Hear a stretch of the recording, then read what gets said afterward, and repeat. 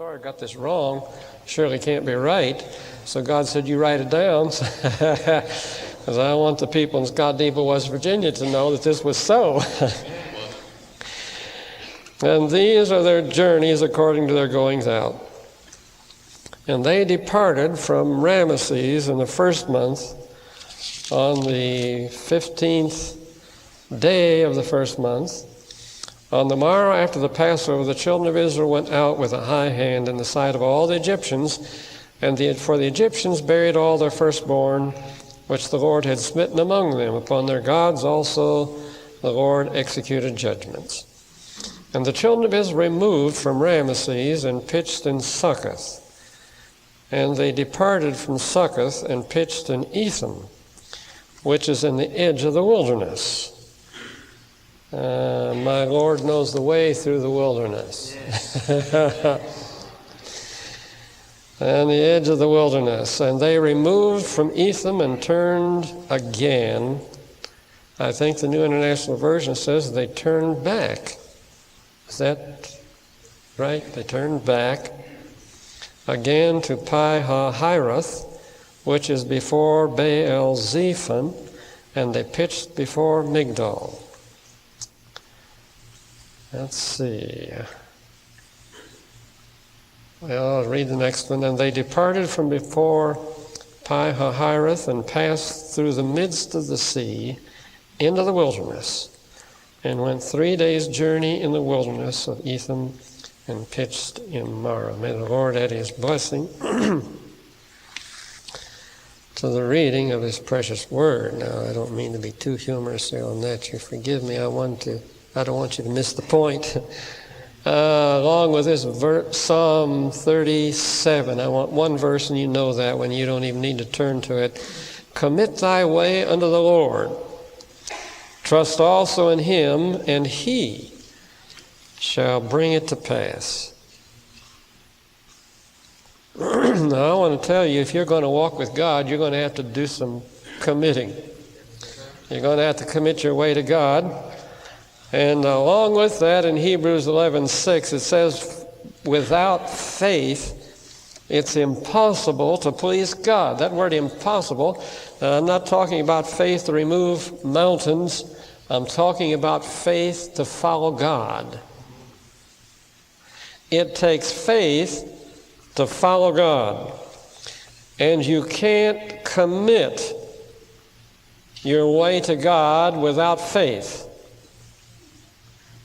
Very easy to talk about it. And said, he will bring it to pass. Bring what to pass? He'll bring to pass what you have committed. Now, if you don't commit it, he can't bring it to pass.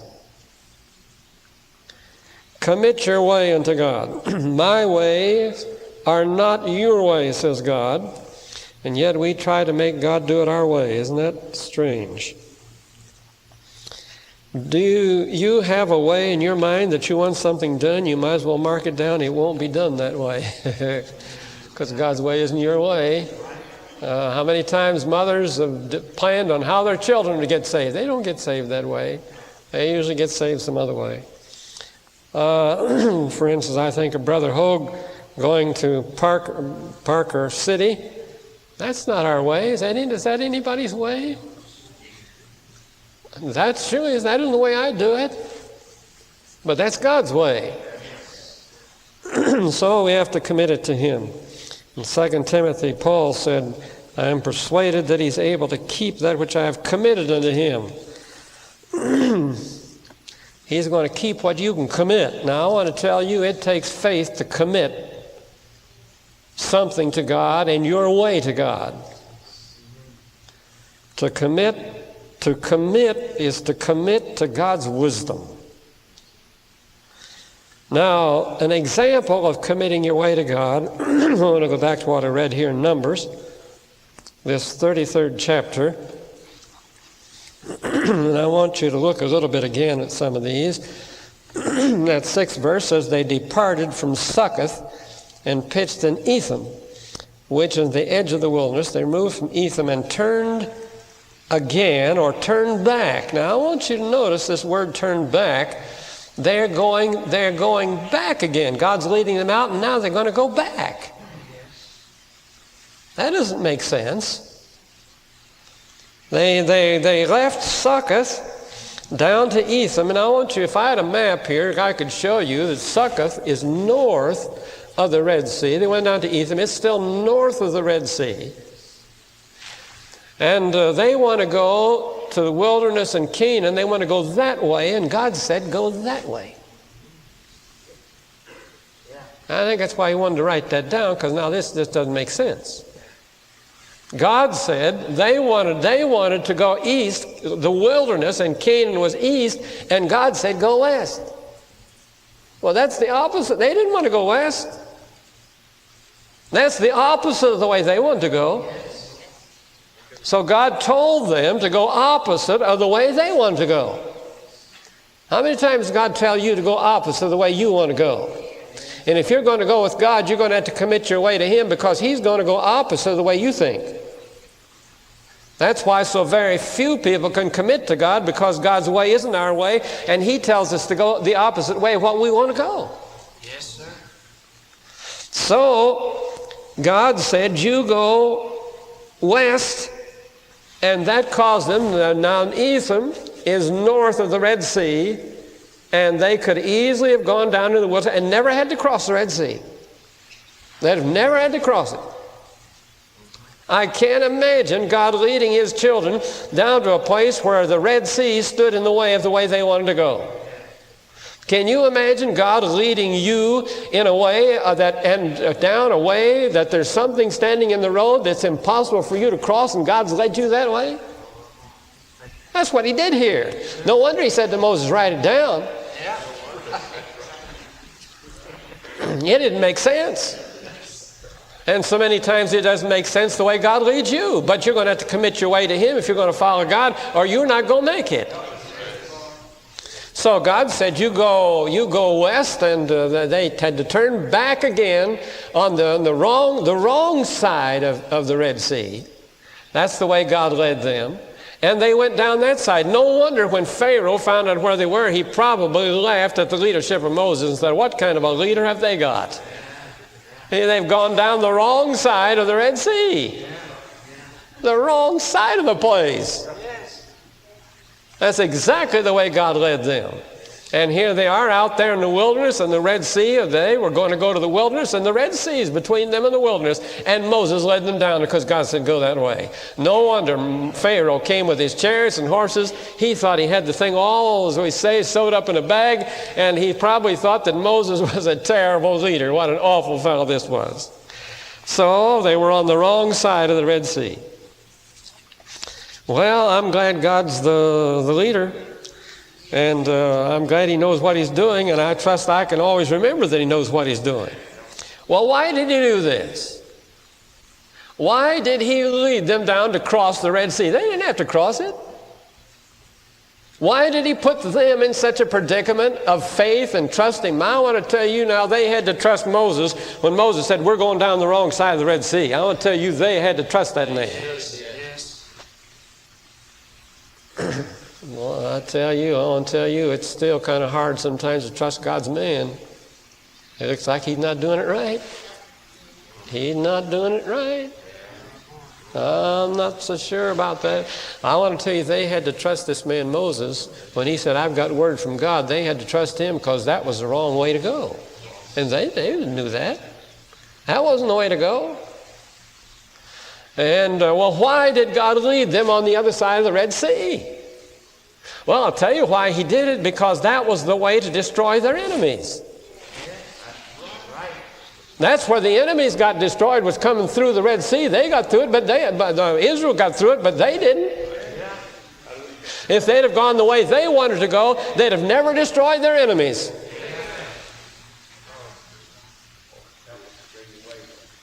That's why we've got to commit our way to God and go the way that looks impossible, because if they'd have gone the way they wanted to go, they'd have always had Pharaoh and his army as a possibility to come after them, attack them. The rest of their lives they'd have been living in fear of Pharaoh's army, but God's not going to get rid of that army right now, but you're going to have to trust me.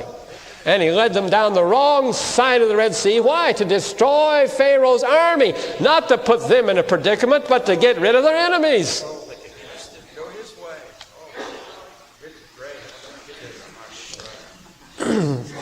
So that would end the threat of Pharaoh's army for the rest of their lives. They'd never have to worry about him again because they trusted him to lead them through the Red Sea. He destroyed them all. I mean, he destroyed all of Pharaoh's horses and chariots. There was nothing to come after Israel anymore. He wanted to deliver them. I tell you, they were free from Egypt. They were free from Pharaoh's army. And it's no wonder that Moses and the children of Israel sang over that victory, "The Lord is my strength and my song. He is my salvation." I tell you, they started to sing. No wonder they had a right to sing. I tell you. But Israel had to commit their way to God and to follow him. To commit means to turn everything over to Jesus, your life, your plans, your future, everything. I think of an illustration. It means to commit. If I take money to the bank and put my money in the bank, I want to tell you, if you put money in the bank, you're going to commit it to them or they won't have it. You can't put the money there. Once I give it to them, I can't tell them what to do with it.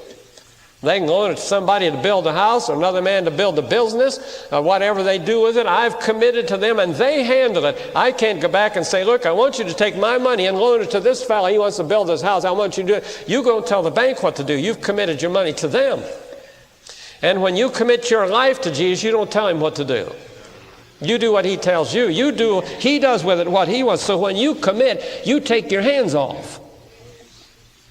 This is what God wants us to do when we commit our way to him. So the road to freedom was to commit their way to God and lean not into their own understanding. Oh, how long it takes us to learn that. They were never free until their enemies were destroyed. They may have been out of Egypt, but until the enemies were destroyed, they were not free. Today we have the world wants freedom everywhere. The cry is freedom everywhere. Young people want to be free. Adults want to be free. Nations want to be free. But it's a freedom to go their own way. It's a freedom to go down the way to Canaan their own way, and they never get rid of their enemies. Their enemies are always after them. Unless you're a child of God, you commit your way to him, and he will destroy the enemy, and you will really be free. If the Son shall make you free, you shall be free indeed. That is the wisdom of the world that leads only to bondage. When you walk the way the world wants to go, their freedom always leads to bondage. It never. I'm amazed at the world. They want to be free. Every country over the world wants to be free. They only get themselves into bondage. Only Jesus Christ can make you free. Bible freedom comes from committing yourself to Jesus, who alone can destroy your enemies. Adam and Eve wanted freedom in the Garden of Eden, and they wanted that freedom and took that freedom, but it only led them to bondage. Every time we take our own way, we get ourselves into bondage. Now, the children of Israel learned what freedom from slavery was. Now they had to learn what true freedom in walking with God was. There's a difference. Wonderful when God sets you free from sinful habits and bondages. But there is another freedom which comes in walking with God. That freedom comes when you commit your way to God and commit your way daily and do what God wants. So Israel had to learn the true meaning of freedom. They hadn't learned it yet, although Pharaoh's army was destroyed. They hadn't really learned the true meaning of freedom. Sanctification is freedom. Sanctification is freedom. It has both negative and positive. It is freedom from Egypt and all the enemies, but it is also freedom to serve God. It is freedom from Egypt, but it is freedom to separate from Egypt, but freedom to separate to God. Many people get separated from Egypt, but very few people get separated to God. Very few. They stay in the wilderness. Many never learn to commit their way to God. They're afraid to go west when it's so clear they ought to go east. Going east would have left their enemies alive. Today it's the same way. People that are not sanctified are not committed people. They're afraid to commit. But you find a committed person, and I want to tell you, you have found a beautiful person. You find a person who's living a beautiful Christian life, and I'll show you somebody who's learned to commit his way to God. Barbara and I, when we were living in Mentone, we had living next door to us a beautiful, beautiful couple that to me were beautiful in their commitment to God. So beautiful that I want to just mention a little bit here about it, and that was Fred and Edna Pachta. I don't know if you remember them. They came to the Waitings on God. She's now died and gone to glory, and Fred has gone back to Canada. And she was a little Scottish girl, and when she would stand to sing, her song was beautiful, but she had an ability to worship God which was beautiful to me. I've always admired it. Fred came from Czechoslovakia. When he was in Czechoslovakia, he was in the communist army. He was taught to hate Americans. But I don't remember the exact reason why. He felt like he wanted to escape. And it's marvelous how God's hand was upon him to escape. You know, God's with you. If you want to go with God, he knows it down in your heart, and he'll help you long before you really ever commit yourself to God. So God helped Fred. It helped him to escape from the communist army. It was an amazing thing. I remember when he was running from the communists one night, it was so dark he didn't know which way to go. And finally they shot one of these lights in the air to find him, but it also exposed a valley, a ditch in which he could jump into. They wanted to get him, but God shut the light off for him. So he was able to jump in the ditch and get away. Another time when he was trying to get on a train to get out of Czechoslovakia, just the goodness of his heart, he saw a woman with some little children, and she couldn't handle them all, and he went to her and picked up one of the little ones, helped her on the train, sat down, began to take care of them. And when the soldiers came through, they looked at him, they thought, well, he's a married man with that family, and they left him by, and he had no intention to do anything, but God just helped him to get out. And he realized later, well, God had brought him out there, and he was innocent of it and didn't know how to do it, but God brought him out.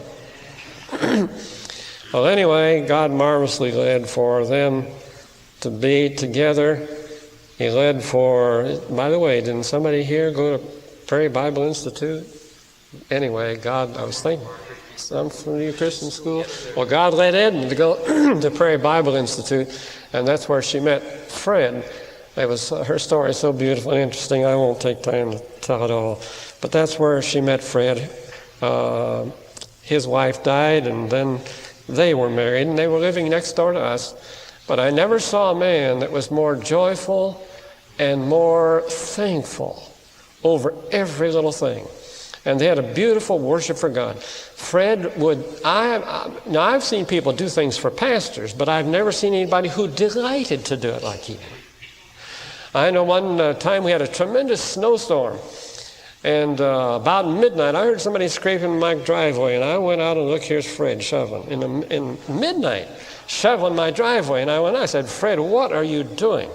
And he said, well, it's easier to shovel part of it now in this storm. If I wait till it's over, the snow will be so deep, it'll be too heavy to shovel. So he said, I'm getting some of it now, and I get the rest in the morning.